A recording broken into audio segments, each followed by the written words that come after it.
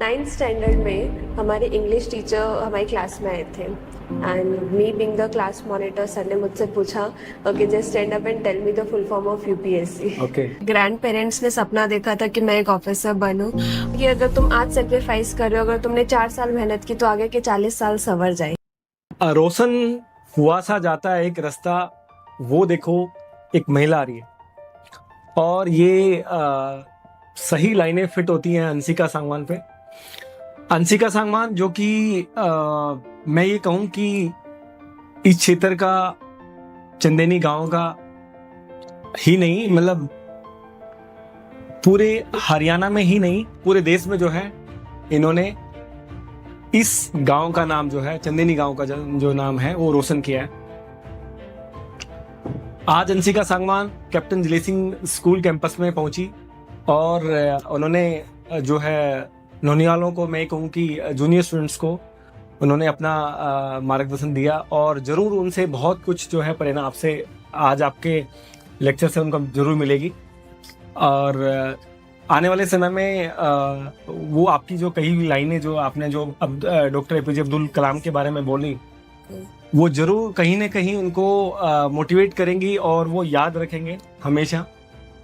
तो आगे बढ़ते हैं और अंशिका सांगवान से जानते हैं कि उनकी जो जर्नी है स्कूल लाइफ से और यूपीएससी तक की वो कैसी रही। बिल्कुल, सबसे पहले तो thank you so much sir for having me here and it's a great pleasure आपसे मिलने के लिए एंड सीजीजीएंस के स्टूडेंट से मिलने के लिए। रिलेटेड टू माय जर्नी तो काफ़ी लंबी रही है बिकॉज यूपीएससी खुद एक लंबा एग्जाम है, सिलेबस बहुत वास्ट है, तो you need enough time prepare करने के लिए और उससे पहले सोचने के लिए। तो नाइन्थ स्टैंडर्ड में सर एक छोटा सा इंसिडेंट। हाँ। नाइन्थ स्टैंडर्ड में हमारे इंग्लिश टीचर हमारी क्लास में आए थे and me being the class monitor sir ने मुझसे पूछा okay just stand up and tell me the full form of UPSC. Okay, जैसे आपने आज पूछा था, जैसे मैंने आज पूछा था तो उस टाइम मुझे भी नहीं पता था यूपीएससी के फुल फॉर्म। तो सर ने मुझे इंट्रोड्यूस किया कि UPSC is union public service commission और यहाँ से बहुत से ऑफिसर्स वगैरह निकलते हैं। तो ठीक है, ओके डन हो गया, बट मैंने इतना कुछ खास उस चीज पे गौर नहीं किया। फिर धीरे धीरे मेरी मदर ने मुझे इंट्रोड्यूस किया कि ऐसे ऐसे सिचुएशंस होती हैं, कंडीशंस होती हैं एंड तुम्हें कुछ ऐसा करना चाहिए जिसमें तुम सोसाइटी के लिए कुछ काम करो। एवरी डे तुम्हारे पास वो अपॉर्चुनिटी रहे, वो पावर रहे कि तुम लोगों की लाइफ में चेंजेस ला सको, पॉजिटिव चेंज ला सको।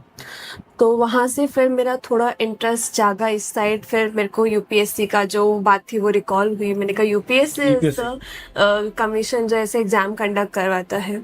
उसके बाद 10th स्टैंडर्ड में जब स्ट्रीम्स डिवीजन की बात आती है कि अब आगे क्या करना है, तो मैं बहुत से टीचर्स ने मुझे सजेस्ट किया कि मुझे साइंस ले लेना चाहिए because I was a bright student since then. तो बट आई वाज स्टिक कि नहीं, अब मुझे यूपीएससी ही करना है और मेरे को अपना फाउंडेशन स्ट्रॉन्ग करना है यूपीएससी के लिए। और उसमें क्योंकि ह्यूमैनिटीज़ के सब्जेक्ट ज़्यादा आते हैं तो मैंने डिसाइड किया कि I will go for the humanities stream. तो हमारे स्कूल में सर एक्चुअली था नहीं ह्यूमैनिटीज स्ट्रीम, सिर्फ साइंस एंड कॉमर्स ही था एंड 10th स्टैंडर्ड में 96% भी आए थे। उसके बाद मुझे स्कूल से कॉल आता है that we have introduce humanities scheme in our school. यानी कि 11th क्लास में ह्यूमैनिटीज सब्जेक्ट मैंने की थी नहीं, लेकिन इनके एक्सेलेंस को देखते हुए, अंशिका के एक्सेलेंस को देखते हुए वो सब्जेक्ट इंट्रोड्यूस कर, मतलब वो स्ट्रीम इंट्रोड्यूस की हमारे स्कूल ने। फिर मैंने उसी स्कूल से अपना 11th एंड 12th कंप्लीट किया। आफ्टर 12th में बिकॉज कोविड का टाइम पीरियड चल रहा था एट दैट टाइम एंड हमारा बहुत ही लाइक 50-50 था कि एग्जाम्स होंगे या नहीं, बोर्ड एग्जाम्स। तब मैंने डिसाइड किया कि this is the right time जब मुझे यूपीएससी के लिए थोड़ा बहुत स्टार्ट कर देना चाहिए। तो तब मैंने थोड़ा बहुत सिलेबस वगैरह देखा, बुक लिस्ट वगैरह सेट की, थोड़ा इधर उधर का थोड़ा बहुत कंटेंट पढ़ा। उसके बाद फिर मैंने दीनदयाल उपाध्याय कॉलेज में एडमिशन लिया दिल्ली यूनिवर्सिटी में और मैंने बैचलर ऑफ आर्ट्स किया। पॉलिटिकल साइंस और इकोनॉमिक्स मेरे डिसिप्लिन रहे थे। और सेकेंड ईयर से फिर मैंने फुल फ्लेजेडली यूपीएससी के लिए स्टार्ट कर दिया था। एंड उसके बाद आई गॉट ग्रेजुएटेड इन 2024। जब मेरी ग्रेजुएशन कंप्लीट हुई तब I was not eligible due to age criteria. तो 2024 से फिर 2025 तक मैंने फुल फ्लेजरली यूपीएससी को अपना टाइम दिया। 25 में आई appeared for this examination and finally the result is here. Humanity subject को लेके आगे बढ़े और फर्स्ट अटेम्प्ट में ही जो है क्रैक कर दिया। कितनी बड़ी अचीवमेंट जो है अंशिका के नाम रही है, और ये इनकी शालीनता, विनम्रता, सहनशीलता, ये सब चीज़ों का समावेश, और मैं कहूँ कि एक अच्छे संस्कार जो है, पेरेंट्स के अच्छी सपोर्ट जो है, वो मैं मानता हूँ कि वो बहुत बड़ी रही है अंशिका के साथ में। और इनका जो स्वभाव है, नेचर जो है, वो इनके साथ में जो है चला है, और वो आज आपके साथ में विजिट करते हुए भी, जो बच्चों के साथ में इंटरेक्ट करते हुए भी हमें नजर आया था। तो अंशिका, वैसे आप बताएंगे कि आपकी कौन इंस्पिरेशन रहे, कैसे, मतलब आपने कैसे बैलेंस किया अपनी लाइफ को स्टडी और बाकी दूसरे डिस्ट्रैक्शन से? क्योंकि हम जेन जी जनरेशन में, जैसे आप बता रहे थे, तो उसमें इस चीज़ें आना लाजमी है। जी सर। तो सर यहाँ पे मैं आई थिंक आपके 2 क्वेश्चन लेती हूँ। पहला है इंस्पिरेशन कौन रहा, और दूसरा है डिस्ट्रैक्शन से कैसे बचा।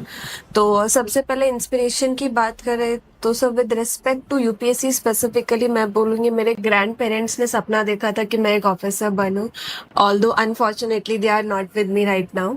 तो मेरे दादाजी, मैं मिला हूँ उनसे। हाँ जी, that's it। तो मेरे दादाजी और मेरे नाना जी दोनों ने ही ये सपना देखा था कि मैं एक गेजेटेड ऑफिसर बनूं। उसके बाद फिर मम्मा ने भी मुझे इंट्रोड्यूस किया धीरे धीरे, तो थोड़ा बहुत मेरा भी इंटरेस्ट इस टुवर्ड्स हुआ। एंड मेरे इंस्पिरेशन, मेरे रोल मॉडल हमेशा से डॉक्टर कलाम रहे हैं, डॉक्टर एपीजे अब्दुल कलाम। मैंने उनकी काफ़ी सारी बुक्स पढ़ी हैं, और जब भी मुझे इवन ड्यूरिंग द प्रिपरेशन अगर मुझे फील होता था, थोड़ा फ्रस्ट्रेटेड या लो फील होता था, तब मैं उन्हीं की स्टोरीज को पढ़ती थी, एंड मुझे वही फिर से वो मोटिवेशन आता था कि अगर मैंने स्टार्ट किया है तो मुझे खत्म भी करना चाहिए। एंड अपना ड्रीम्स के लिए just wake up and do whatever you can to fulfil your dreams. तो मेरा इंस्पिरेशन तो मेरे फैमिली, माई फ्रेंड्स, माई मम्मा पापा, माई ग्रैंड पेरेंट्स, एवरीवन जो भी मेरे सब लोग रहे हैं। डॉक्टर कलाम तो सबसे वो बड़े लेवल पे, बिल्कुल बड़े लेवल पे। और दूसरी बात रही सोशल मीडिया की डिस्ट्रैक्शन। तो मैं भी जेनजी हूँ, और जेनजी का जमाना ही सोशल मीडिया एआई उसका रहा है।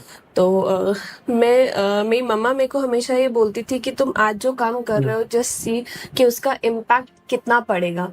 अगर तुम्हें छोटे टाइम के लिए खुशी मिल रही है तो वो खुशी परमानेंट नहीं है, वो खत्म हो जाएगी आज नहीं। तो तुम जो भी काम करो, जस्ट ये सोचो कि उसका लॉन्ग टर्म, तुम लंबे टाइम तक उस चीज को अपने साथ रख सकते हो, तुम लंबे टाइम तक उसकी खुशी सहन कर सकते हो। एंड मेरे पापा भी मुझे ये बोलते थे कि अगर तुम आज सेक्रीफाइस कर रहे हो, अगर तुमने 4 साल मेहनत की तो आगे के 40 साल संवर जाएंगे। तो ये था। और दूसरा ये था सोशल मीडिया डिस्ट्रैक्शन। अगर डिस्ट्रैक्शन है तो इट्स बेटर कि तुम उसे कट ऑफ कर दो।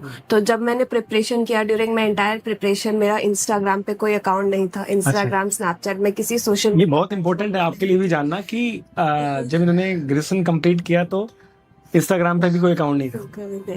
एंड यूजुअली ऐसा होता है कि कॉलेज में जा रहे हो तो आपके जो भी क्लासमेट्स हैं, बैचमेट्स हैं, वो सब बोलेंगे कि तुम्हारा इंस्टा पे अकाउंट नहीं है, तुम फेस्ट अटेंड नहीं कर रहे हो, ये नहीं कर रहे हो। कॉन्सर्ट, बहुत से सिंगर्स के कॉन्सर्ट्स होते थे, बट मैं नहीं गई थी बिकॉज उस टाइम पे मुझे लगा कि मेरे लिए अभी अपने टेबल में बैठ के पढ़ना ज्यादा जरूरी है, बिकॉज ये मेरे आगे काम आएगा। कॉन्सर्ट्स तो मैं बाद में भी फिर कभी एंजॉय कर, बिल्कुल सही बात है, बट टुडे ये इम्पोर्टेंट है। तो वहां से फिर बंद हुआ, और मैंने सोचा सोशल मीडिया पे अगर मेरा अकाउंट रहेगा तो डिस्ट्रैक्शन रहेगी, तो ना रहेगा बास ना बजेगी बांसुरी वाली चीज हो गई है यहाँ पे। इसलिए मैंने अकाउंट भी नहीं बनाया था। आफ्टर माय मेंस मैंने अपना इंस्टाग्राम पे अकाउंट बनाया था, जब मेरा मेंस हो चुका था। बिल्कुल। तो डिस्ट्रैक्शन खत्म करने की चीज तो सबसे बड़ी यही है, सोशल मीडिया से दूरी। बिल्कुल सोशल मीडिया से दूरी। और दूसरी चीज मैं बोलूंगी कि आप खुद मेंटली कितना ज्यादा स्ट्रांग हो वो भी डिपेंड करता है। अगर आपने सोचा है कि आपको अपना ये ड्रीम अचीव करना है तो आपके अंदर कितनी जिद है उसको अचीव करने की, वो बहुत ज्यादा डिटरमाइन करता है कि आप कितना डिस्ट्रैक्शंस को दूर कर सकते हैं। एंड क्योंकि मेरे में थोड़ा स्टबबॉर्ननेस था, मेरे पेरेंट्स बोलते मैं जिद्दी हूँ, तो उस वजह से मैंने सोचा था कि करना है तो करना। आपकी जिद जो है, आपकी जिद आपको इस लेवल पे लेके आई है। हाँ जी, बिल्कुल। तो यही चीजें हैं कि दूरी बनाए रखें, मेंटली खुद को स्ट्रांग रखें, एंड लॉन्ग टर्म सोचे, ना कि शॉर्ट टर्म बेनिफिट्स के। बिल्कुल। अंशिका, ये जो यूथ है हमारा वो काफी बार मिसगाइड हो जाता है हाँ जी, और काफी अच्छे से स्टूडेंट जो हैं वो अपने फ्लो को खो देते हैं, बिल्कुल। अपनी स्टेमिना को खो देते हैं, उनकी सिटिंग जो है बाकी, क्योंकि कोई ना कोई चीज़ उनके बीच में आ जाती है। लेकिन आपने एक अच्छा सा बैलेंस बना के रखा, ये बड़ी बात है। तो जो अभी जो स्टूडेंट जो तैयारी कर रहे हैं, जो क्योंकि आपने तो फर्स्ट अटेम्प्ट में ही क्लियर किया है और तो उसके पीछे बहुत बड़ी मेहनत होगी, तो उनको किन चीज़ों का जो है ध्यान रखना चाहिए, जैसे कि किसी भी गवर्नमेंट सेक्टर के लिए हो, हाँ जी, यानी कि क्या वो चीज़ ऐसी ध्यान रखें पढ़ाई करते हुए जिससे कि वो बैलेंस भी बना के रखें और वो जब भी जैसे आपने बताया कि जब भी ऐसा कुछ लगता था तो मैं डॉक्टर एपीजे अब्दुल कलाम को ही पढ़ते थे, यस सर। तो इसको कैसे करें? हाँ जी, तो सर सबसे पहले तो मैं ये बोलूँगी कि आप किसी भी फील्ड में जा रहे हैं ना, तो यूजुअली आप एक रोल मॉडल रखिए, बट कंप्लीटली उसको इमिटेट ना करें।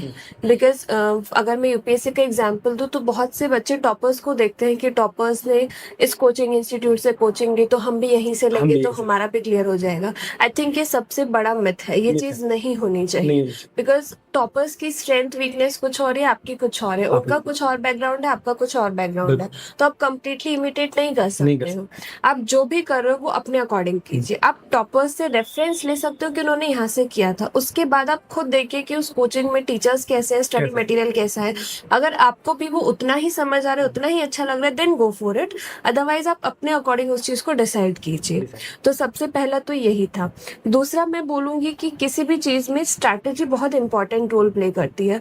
अगर आप बहुत अच्छे से स्ट्रेटेजाइज कर पा रहे हैं, प्लानिंग कर पा रहे हैं कि आपको आज ये करना है, कल ये करना है, short term and long term plans दोनों बना के रखिए। लॉन्ग टर्म इसलिए बिकॉज आपके माइंड में एक बैकअप रहेगा कि ओके 2 महीने में मेरा ये सब्जेक्ट कंप्लीट होने वाला है, तो वो प्रेशर भी नहीं रहेगा। एंड शॉर्ट टर्म इसलिए कि आपका पर डे की कंसिस्टेंसी बनी रहेगी। तो स्ट्रैटेजी एंड प्लानिंग बहुत ज्यादा इंपॉर्टेंट है। एंड थर्ड ये है कि कभी कभार जब फ्रस्ट्रेशन हो जाते हैं, बर्नआउट फील करने लगते हैं, तो मैं बोलूंगी, सजेस्ट करूंगी कि आप अपनी हॉबीज को फॉलो कीजिए। आपको डांसिंग पसंद है, लिसनिंग म्यूजिक, आप उनको फॉलो कीजिए एंड अपने लव्ड वन से बात कीजिए।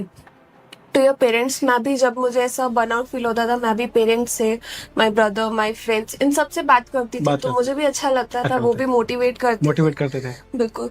तो जब भी बर्नआउट या फ्रस्ट्रेशन हो तो आप अपना हॉबीज को फॉलो कीजिए, अपने लव वन से बात कीजिए, उससे आपका प्रोडक्टिविटी एनहेंस होगा, वो टाइम वेस्ट नहीं होगा। बिल्कुल सही बात है। Yes sir. क्योंकि देखिए, अगर आप जब किसी अपने पेरेंट्स से या फिर अपने दोस्तों से बात करते हैं तो बड़े से बड़ा फ्रस्ट्रेशन जो है वो कुछ ही समय में दूर हो जाता है। ये बहुत ही स्टिक और क्लियर बात कही है अंशिका ने। और अंशिका, ये जो एक बहुत बड़ा एंगल आपने और जोड़ा है कि किसी बड़ी कोचिंग इंस्टीट्यूट या बड़े नाम के साथ मत जाइए, ये सिर्फ एक मिथक है। बिल्कुल। क्योंकि आपके अंदर से जो आ रहा है और जो जैसे आप उसको जो आप टू डूज प्लान करके, जैसे आपने बताया शॉर्ट टर्म और लॉन्ग टर्म जो प्लान है उनको क्लब करके जो है अपना एक फ्रेमवर्क बनाइए और इस फ्रेमवर्क के सारे आप उस जो है अचीवमेंट तक जो है जरूर जा सकते हैं जो आप अपने लिए सोचते हैं। और इसमें ये कहना गलत नहीं होगा कि अंशिका की मदर ने जो इनको जो दिया है, मैं ये कहूँ कि जो एक बहुत लंबा विजन इनको दिखाया है कि आपने थोड़ी सी खुशी के लिए, जो जिसमें थोड़े से समय के लिए मिलती है, उसको उस पर मत जाइए। जो आपको लॉन्ग टर्म में जो है क्या मिलने वाला है, उस खुशी पे जाना जरूरी है। ये तो एक बहुत बड़ी बात है अंशिका की, मतलब जो है इस लेवल का जो मोटिवेशन है वो हमारे पेरेंट्स से ही हमें मिल जाता है, तो हमारी सारी खोज जो है कंप्लीट सी हो जाती है। बिल्कुल सर। अंशिका, आप आज हमारे बीच यहाँ पे कैप्टन दिलेर सिंह स्कूल में, और मैं कहूँ कि हमारे गांव में पहुंचे हैं, तो मैं चाहूँगा कि आप जो है अपने आने वाले समय में बहुत ज़्यादा बिजी हो जाएंगे क्योंकि जिम्मेवारियाँ जो है इस तरीके की आपको मिलेंगी। लेकिन कभी कभी यानी कि हमारे स्कूल या फिर मैं कहूँ हमारे गाँव हमारे यूथ को जो है मोटिवेट करने के लिए जो है जरूर आते रहिएगा। डेफिनेटली। क्योंकि ये हम ये जो भरोसा है, ये कमिटमेंट आपसे हम जो है लाइव ले रहे हैं, तो ये इसमें गुंजाइश नहीं बचनी चाहिए। बिल्कुल सर, डेफिनेटली। और अंशिका ने जो करके दिखाया है, फर्स्ट अटेम्प्ट में करके दिखाया है, और आर्ट्स ह्यूमैनिटीज के सब्जेक्ट पढ़ के जो है वो यहाँ तक पहुंची है, तो ये अपने आप में एक अलग बात है। और उन पेरेंट्स के लिए भी एक जवाब है जो सिर्फ साइंस स्ट्रीम के पीछे या फिर उन चीज़ों के पीछे भाग रहे हैं कि साइंस में ही करियर है, ऐसा नहीं है, ऑल स्ट्रीम में करियर है। और सब जगह संभावनाएं हैं और वो तलाशी जा सकती हैं, खोजी जा सकती हैं। और ये भी एक सच है कि पहले ही प्रयास में जो है सफलता अंशिका के जैसे पाई जा सकती है। तो मैं अंशिका आपका जो है ग्रीट करता हूँ पूरा अपने सीडस फैमिली में पहुँचने पर, और आपके साथ में आए हुए आपके सब पेरेंट्स का भी। और मैं ही चाहूँगा कि आप अपनी लाइफ में वो सारी चीज़ें अचीव करें और आने वाले समय में जो आप अपने लिए सोचते हैं। Thank you so much. धन्यवाद।